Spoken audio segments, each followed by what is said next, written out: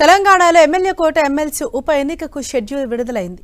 2 MLC స్థానాల ఉప ఎన్నికకు షెడ్యూల్ విడుదలైంది. ఈ నెల 11న నోటిఫికేషన్, 29న పోలింగ్ జరగనుంది.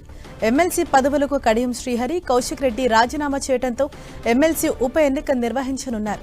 ఈ ఇద్దరూ అసెంబ్లీ ఎన్నికల్లో గెలిచారు. డిసెంబర్ 9న కడియం శ్రీహరి, పాడి కౌశిక్ రెడ్డి రాజీనామా చేశారు. ప్రస్తుతం ఉన్న ఎమ్మెల్యేల సంఖ్య ఆధారంగా కాంగ్రెస్ 1, బీఆర్ఎస్ కు 1 సీటు వచ్చే అవకాశం ఉంది.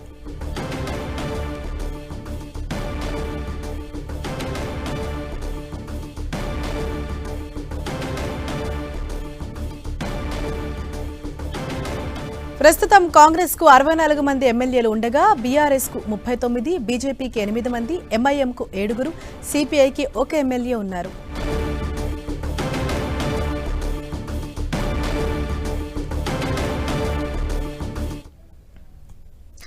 ఎమ్మెల్యే కోట ఎమ్మెల్సీ ఉప ఎన్నికకు షెడ్యూల్ విడుదలైంది. ఇదే అంశానికి సంబంధించి మరింత సమాచారాన్ని మా ప్రతినిధి గోపీకృష్ణ మనకు అందిస్తారు. గోపి,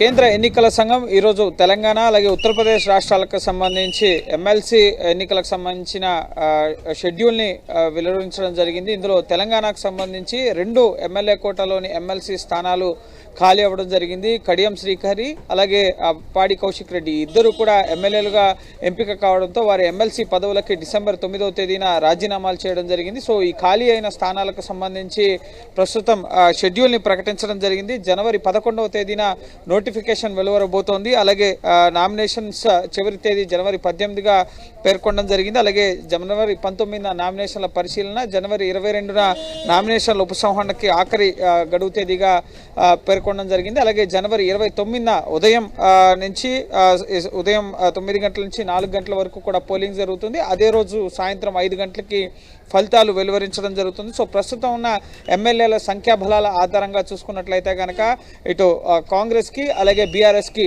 చెరొక ఎమ్మెల్సీ స్థానం ఎమ్మెల్యే కోటాలో ఆ రోజు ముఖ్యంగా ఓటింగ్లో పాల్గొనే ఎమ్మెల్యేల సంఖ్యాబలం ఆధారంగా చెరొక స్థానం ముఖ్యంగా వచ్చే అవకాశం కనిపిస్తోంది. అలాగే యునానిమస్గా ఎంపిక చేస్తారా, పోటీ వరకు వెళ్తారా అనేది మనం వేచి చూడాల్సి ఉంటుంది. ఎవరెవరు ముఖ్యంగా పదవుల కోసం ఆశిస్తారు, ఆయా పార్టీల నుంచి ఎవరెవరిని అభ్యర్థుల్ని బరిలోకి దించుతారు అనేది కూడా మనం వేచి చూడాల్సి ఉంటుంది.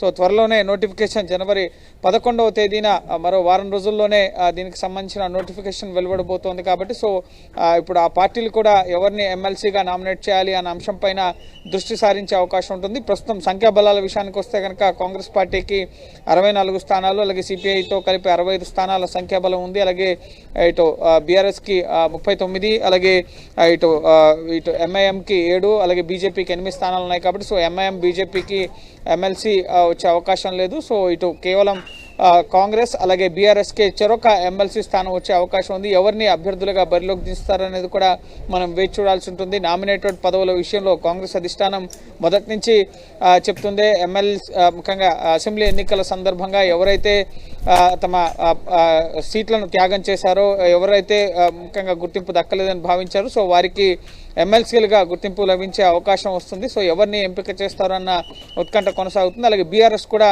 ఎవరిని ఎమ్మెల్సీగా ఎంపిక చేస్తారు, నామినేట్ చేస్తారు, ఎవరిని బరిలో దించుతారు అనేది కూడా మనం వేచి చూడాల్సి ఉంటుంది. కేవలం 2 స్థానాలు ఖాళీ అయ్యాయి కాబట్టి చెరొక స్థానం వచ్చే అవకాశం అయితే కనిపిస్తోంది. Right, thank you Gopi.